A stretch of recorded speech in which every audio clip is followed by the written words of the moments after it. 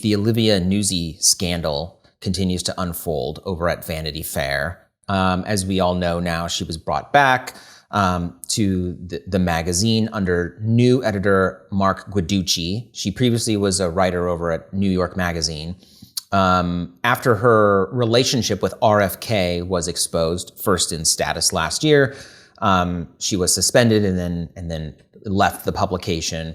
But now she has this new position. She has this new book coming out, and we're learning new revelations about not only her relationship with Robert F. Kennedy Jr., who now runs America's health agencies, which is astonishing, but also that she had this other alleged relationship with Mark Sanford.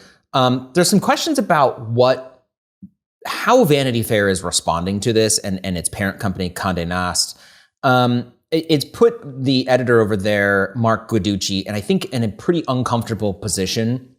The magazine put out a statement on this whole thing this week, saying that they were reviewing Olivia Nuzzi's, working relationships, it seems, with her subject matters, and that they were taken by surprise, they say, by this whole matter.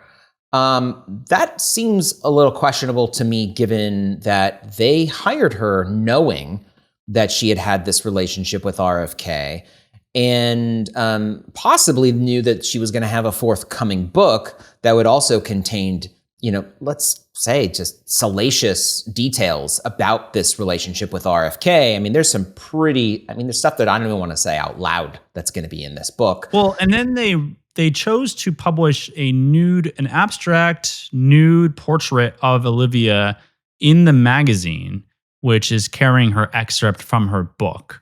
So it's almost like they were playing into some of this. I frankly don't know why Olivia would commission that drawing, or why why she would agree to it.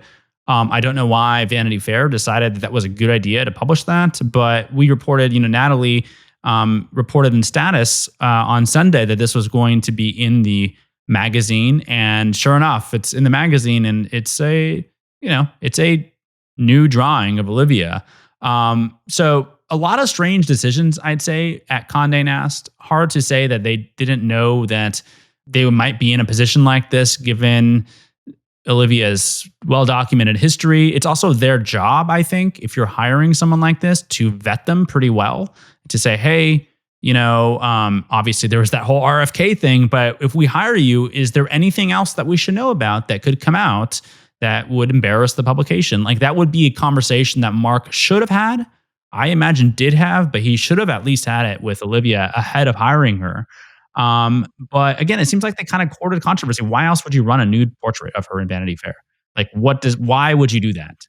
Why? It actually boggles the mind. Like, I don't know what Mark is doing, but like, that was a very strange decision. And I think that's being generous.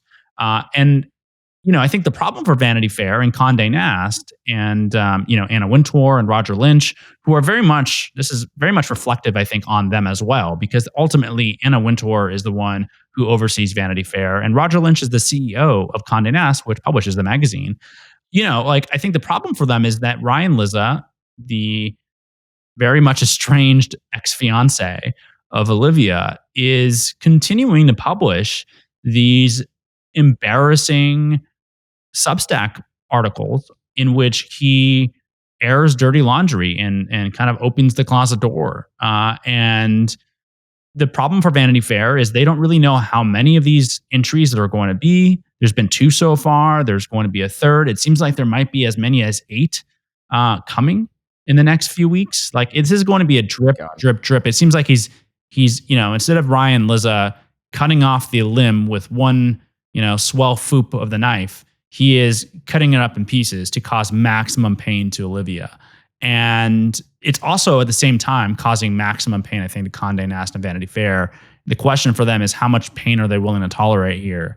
And also, are they, from a journalistic standpoint, okay with someone who has breached basic journalistic lines seemingly more than once? Yeah, it raises a lot of really good questions about what they knew before bringing her back on, and now what they know. Our colleague Natalie Korak did some really great reporting on this whole situation this week, going inside Condé Nast and Vanity Fair, and learning a bunch of new information here. One thing that I think pertains to this is that in her book that is still forthcoming, she writes at length, Natalie says, about her penchant for lying.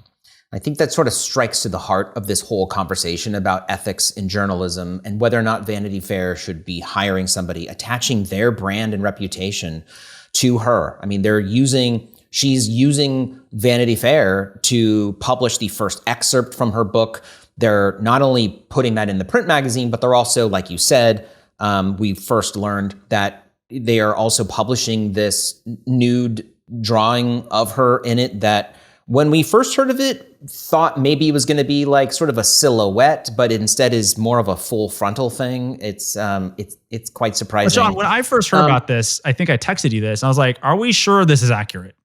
Are we sure? Like, this seems like this can't be. Like, why would Vanity Fair possibly decide to do this? Like, where are the adults in the room here, right?" And no, sure enough, Natalie nailed it down. But now the portrait's out there, and it is a nude portrait of Olivia. It's really something. But I think all of this gets to, like, why would Vanity Fair risk their reputation bringing her in as part of, a whole series of high-profile hires? I think this all points back to wanting a big splash, wanting to drum up excitement and publicity for this publication. But it's hard to see this any other way than it's just blown up in their face and really harmed their reputation.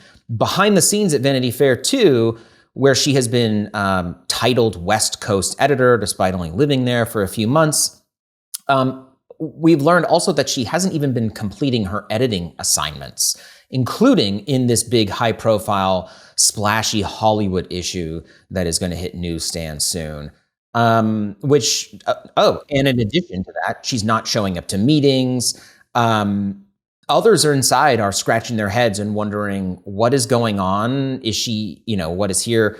We've learned, though, that Nuzzi's employment there is maybe not your normal sort of full-time employment that you might think of, but that she's on a contract. And this is a very short-term contract that apparently ends at the end of this year. We're in November now, so theoretically, this contract ends next month. Do you think that provides an early exit for everybody involved here? I mean, it would be shocking if Vanity Fair claimed that was it was only a short-term contract, given they named her West Coast editor in a splashy press release. So no one's going to buy that excuse. I think one of the other issues too is, again, is she being honest, addressing the allegations that she's facing now? And so when she was accused of having a romantic relationship with the former governor of South Carolina, Mark Sanford, her lawyer put out a statement saying she never had an improper relationship with a subject while covering that subject. And then Ryan Lizza comes out and says, yeah, it was a few months after where they actually ended up romantically, linking up. But it seemed like a very lawyerly response that wasn't entirely honest. Like, has she outright denied a relationship with Mark Sanford? No. She said she didn't. Her lawyer said she didn't engage in an improper relationship while covering him.